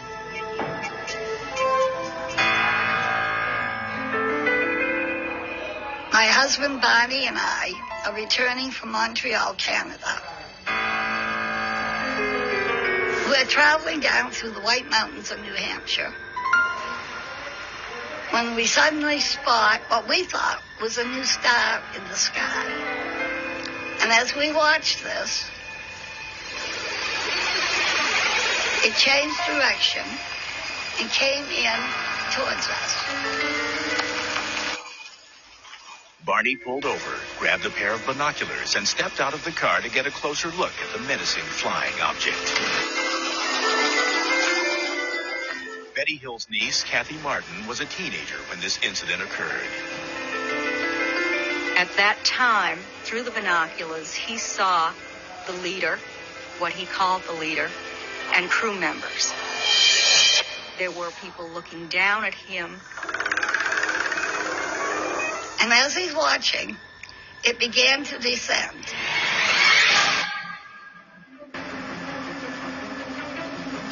And at this point, he became frightened, ran back to the car, yelling that they were trying to capture us. She was screaming to him, "Barney, you damn fool, come back here. Get back here." They sped off. A short while later, they heard a buzzing sound. They turned onto a logging road and stopped. There was a roadblock, and there were people in the road. With the Wells Fargo Active Cash credit card, earn unlimited 2% cash back on purchases you want, like dance lessons. And on what you need, like memory foam inserts. That's real life ready. Visit wellsfargo.com/activecash. Terms apply. The people approached the car, and they realized at that point that they were not human, that they were the people that Barney had seen in the UFO. This is where their memory lapsed. The next thing they fully consciously remembered was they were driving down the highway again, and they proceeded home. When the Hills noticed the time, they realized that about 2 hours had elapsed that neither of them could account for. That was just the beginning of a mystery that would soon unravel. For nearly 2 years after their experience, the Hills had troubling nightmares. They went to several medical specialists and eventually were referred to Dr. Benjamin Simon, a highly respected Boston psychiatrist and neurologist with an extensive background in hypnotic therapy. Dr. Simon told us these UFO people had caused us to have amnesia. And Dr. Simon removed the amnesia so that we could remember clearly all that had happened. They took us on board the craft, their craft. And we were taken into separate rooms.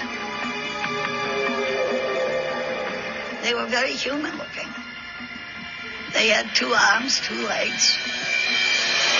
The only difference basically were their facial features. The noses were very, very small.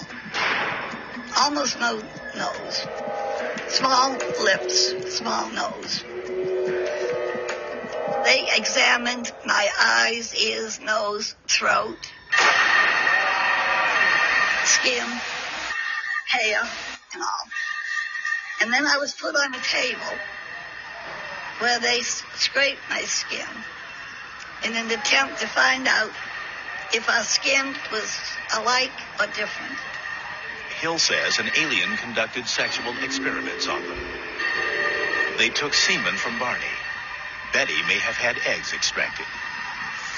He tried to insert a needle-like instrument in my navel, which caused pain, so he stopped doing it. And I was grateful for that. Years later, Betty Hill produced the first alleged eyewitness depiction of the Greys since ancient drawings and carvings. They portrayed the alien leader, who showed her a tantalizing clue to indicate where they came from. I asked him where he was from, and he showed me a star map. Press rehab. They won't know. They just call In a hypnotherapy session, 312 2 years a week. after her encounter, That's Betty cool. drew a map 312 of a an week at alien star system. $17.50 an hour. At the time, Okay, experts could not listen. identify it. You don't Really? need any experience. But then in 1966, Marjorie Fish, an Wait. enterprising Oh, yeah, ufologist yeah, and yeah. amateur astronomer, became fascinated by Betty Hill's star map. Fish spent the next 7 years examining the map and constructing models, trying to match it to a known star system. It was only later, when a new star was discovered, that they found exactly what Betty had drawn on the star map. In 1973, after reviewing 23 star models, Marjorie Fish claimed to have found a fit. She declared that Betty Hill had drawn a star system some 40 light years from Earth, Zeta Reticuli. At the California Institute of Technology, Dr. Charles Beichman, one of the world's foremost astronomers, examined Zeta Reticuli. We have no way that to possibly travel that far. We don't know of any way for any solid vehicle to go that sort of a distance. But relatively speaking, within the scale of the galaxy, it's a very nearby star. In a conventional Earth-based space shuttle, it would take nearly 1.5 million years to reach Zeta Reticuli. In addition to his duties with the California Institute of Technology and the Jet Propulsion Lab, Dr. Beichman is a leading member of NASA's Origins program. Their mission is to probe space for signs of life. He concedes that life is possible in the universe, maybe even on Zeta Reticuli. Here we're looking at the 2 stars in the Zeta Reticulum system, about 40 light years away. The binary stars could well have planets around stars like this. The system is old enough that, in fact, you could have a stable life having evolved on any habitable planets in those systems. Again, prospects good. What do we know today? Nothing. With just tantalizing evidence, but no definitive proof that the Greys actually come from Zeta Reticuli, Betty Hill's case continues to be hotly debated. However, skeptics and believers can agree that since that night in September 1961, hundreds of alien abductions have been reported. Just as a disease is contagious, so can an idea be contagious and spread from person to person. Did Betty Hill really meet aliens from Zeta Reticuli? Did they conduct reproductive experiments as part of an evil agenda? Are the people claiming to have been abducted reporting the truth? They're dreaming with their eyes open. So they have these hypnopompic, or upon awakening, hallucinations. That's the tactile sensations, the lights, the buzzing, and especially the sense of presence. So many times the debunkers try to explain abductions as people simply mimicking and repeating stories that have been passed around over the years. Well, here's some people who had nothing to go by. Nobody had ever reported this, and yet their abduction experience is remarkably similar to what we hear from people even to this very day.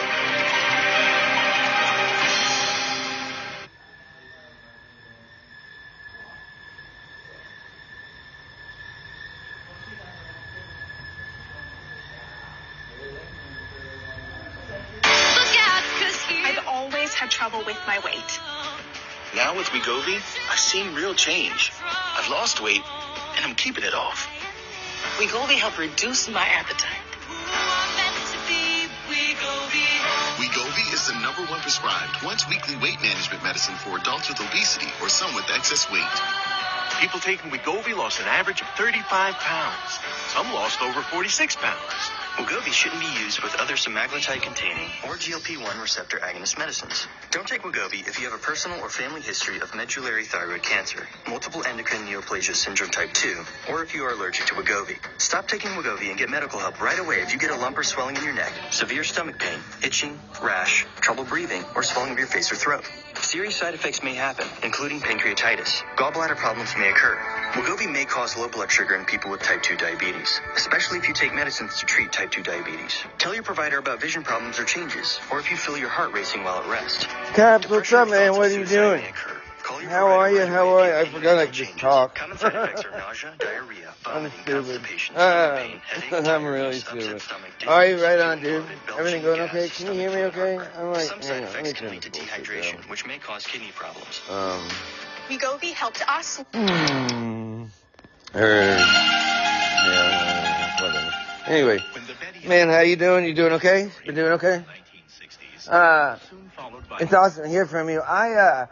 I was looking, I saw where you messaged me about, man, he hit me up, actually. He hit me up, and, okay, you know what, actually, I want to talk to him. I've got a couple things that I got to run by him. I just want to ask. I just want to ask. I want to know if he's like, I don't know. It is funny, dude. I want to ask him if he's like this fucking alien. I want to ask him what his fucking ordeal is. Like, why? Oh, really? Oh, good. Like a blown retard. Yeah. Like a full-blown retard, yeah. Well, good.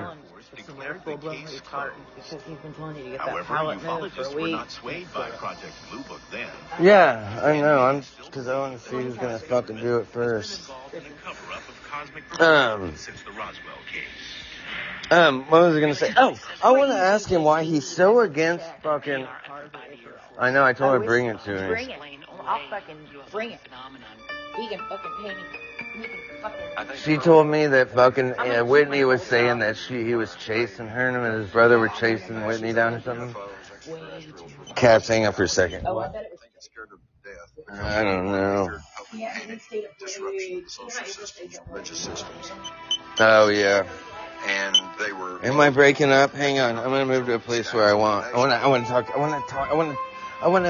Dude, I'm getting ready to seriously. I want to. Now, I'm not saying that. Yeah. Yes, they're right here. For some reason, I had them sitting here waiting to. Oh, they were right because they kept showing up. Maybe there's 2 orders. Ufologists argue that Project Blue Book cannot oh, account there's for 2 a of large them? number That's what he said. I was waiting. He said there was another one. UFO reports. Yeah, he took them. They took them. He probably took them over there to get. Oh, Seco. One of the most intriguing unsolved cases took place at Hollywood Air Force Base, New Mexico, in 1964. I think he took them and filled them because they were over here. Several grays emerged and were Caps, hang used on. by U.S. military personnel. It later became the basis Oh, of there the it is. famous closing sequence. Yeah, there was another one he said he'd been looking for, and so I just waited. Then he got it. Something we cannot confirm. However, it has to be said that a rumor of this came out immediately. An airman at Holloman Air Force Base went into the town and started talking about this. And according to the accounts, he was highly distressed, very upset, didn't know what to do. And he was not seen again. 1984, 2 mysterious film canisters appeared, which would help perpetuate the claims of conspiracy theorists. Jamie Chandray in 1984 received this package in the mail, which was undeveloped film. There were 2 sets of undeveloped film. One was given to Bill Moore and one was given to Jamie. And he, in turn, released this to the world. There was an 8-page memo signed by Harry Truman. Known as the Majestic 12 or MJ-12 documents, they suggested that on July 9, 1947, President Harry S. Truman appointed 12 high-ranking military and national security personnel and authorized them to conduct a covert mission. Top-secret research and development intelligence operation. Okay. All right, Caps, check it out. So listen, man. Okay, here's what I want to do. This is what I want to do. How much? Oh, I only got 10 minutes on this before my 2 hours is up. They're never going to move me to level 2. Did you hear me play Eye of the Tiger? Because I was sitting there saying that, I was like, today we're going to fucking get to level 2, me and Lincoln. So we were playing Eye of the Tiger, all fucking pumping ourselves up to get to level 2. It did not work. We are not at level 2 still. We tried to play that to get ourselves pumped up, and the motivation failed. We totally failed at it, Caps. We were like jamming out to Eye of the Tiger for, well, it couldn't have been over 2 hours because that's where I'm stuck with. But man, I thought the motivation would be there. I thought we would totally fucking, I put a little, like, one of those, like, sweat bands around Lincoln's head. We were fucking sitting there, like, running up the stairs and running back down. You know, Rocky. And we were like, yes. And yeah, it didn't work. Totally didn't fucking work, but it was one of our live things, and I don't know if nobody else got it. I thought it was funny, but whatever. But anyway, listen to me. Check this out. Okay. This ambassador guy, which is a very real alien, or live, so he's going to listen to this. Absolutely true. I've got to talk to him because I want to talk to him. I want to know. Anyway, no. Sorry, I'm getting way ahead of myself. Listen. Okay. On Messenger, like,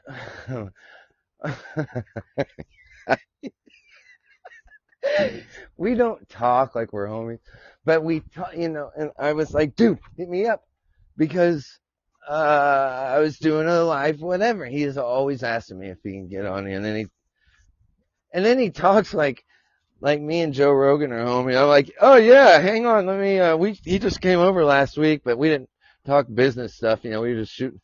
Like, Joe Rogan is not gonna get you on the or on his podcast, but for some reason he thinks that me and Joe Rogan are fucking homies.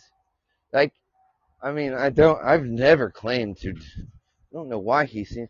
You know what? He might be listening right now. Ambassador, I know that you are really, truly, I want you to call in because I want to talk to you. I got to ask you a couple things.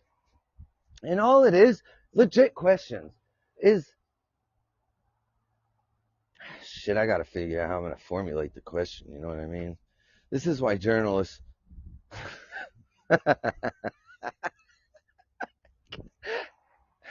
I'm really serious about this too.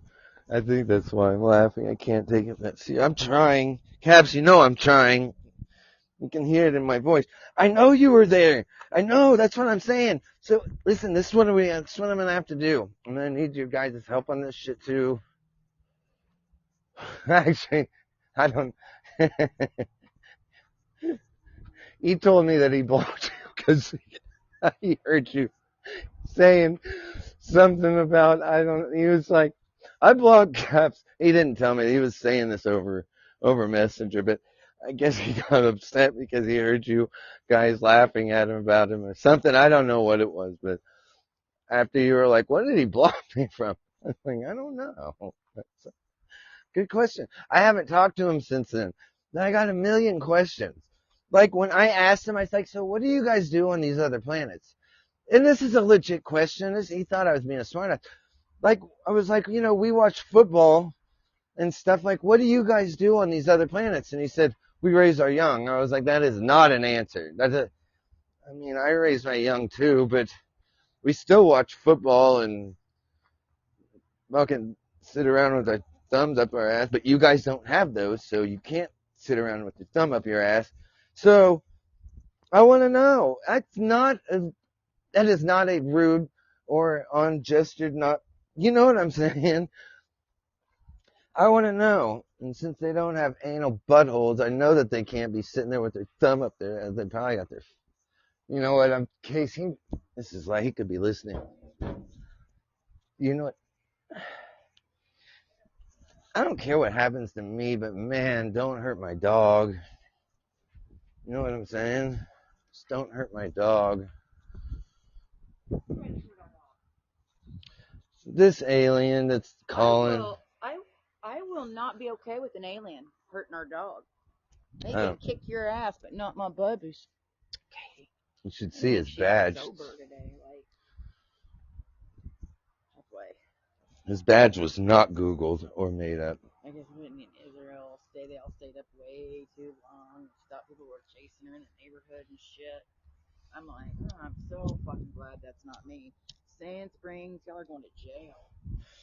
Yeah, I know how that one goes. There. Yeah, dude, been there. Dude, it's 3 12s a week. His badge is amazeballs. What? Yeah, 3 12s a week. And that's awesome. Full time. 7 to 7. I was like, fuck yeah, I'll do it. That's like, wow. Yeah, I wouldn't. 36. Well, can I work there? Yeah. I'm serious. I want to go work at the fucking hospital. Yeah, I'll get you a job there. Then we can move and I can go to fuck away from here. I don't think they'll let me do it with methadone. They won't care. I don't think anybody will let me drive a forklift with methadone. Ooh, wait. Yeah, I'm doing this on live thing. I don't know. Yeah, what are you talking about? I don't know. Have you seen his YouTube link? No! He has a YouTube link? Alright, you're right. I'm going. Do your thing. He's the CEO of the Majestic 12. What is that? The Majestic 12. What is that? I'm fucking nothing. Man, see, I don't talk shit about just anybody, but when you leave yourself out there, it's not my fault. Fuck him, he's a prat. What? Like $280. It's for him for a car accident thing. I knew it. Mm-hmm. That's how he's been getting by. Oh, no. Yeah, he's literally fucking causing accidents, and it's not caught up with his. You know what? I want to post this badge just because I thought it was real. I think it looked real. Me? Your reptilian wife? No, but you might have to go undercover and go talk to this dude. I got a couple questions. Well, my thing is, dude, I dig this as a he was so. First, he was talking that he was an alien. Then he said that. If we ever Yeah. For some reason, the cops or people, or we gotta get our dogs, or something fucked up happens, I'll meet you right here. I will always have my dogs, probably before I have you, yes. It's like, oh my god, there's a nuclear fallout. Okay, Billy Lincoln here. Where's the fuck Sarah? Alright, we'll go get her later. What? Well, you can't forget Reiki. No, I'm sure you'll have that cat. It'll be on your Katie said she'd take a kitten. vagina. What? Katie said she'd take a kitten from Oh, Jesus, because they need more. I don't care. It's for Brandy. Because Josie got one. Wow, I'm running out of time. Okay. Yeah, you better go back in there. Jason's like in there. Oh, I don't care about them. Okay, I'm running out of time here. Oh, this used to be part of a room, didn't it? Like, is this the front? No, that was the front, the entryway. No, it was an entryway. This was This was like where you go into the front door. That's what I was asking. Oh, that's where the door was. Yep, it was. Cool. It looks like Past tense. cool. Was it cool? Non-plural. What? Was it cool? I don't really, honestly, don't know. No. Okay, listen, Caps. I've got 1 minute. I gotta exit at here, but I think I'm gonna do another one. Hey, do you have a show going on? Okay, cool. I'm gonna check this out. Hey, do you have you do later? Okay. No. Hit me up and let me know when, or yeah, definitely hit me up. It's the other side. Man, I've been stuck in here for hours.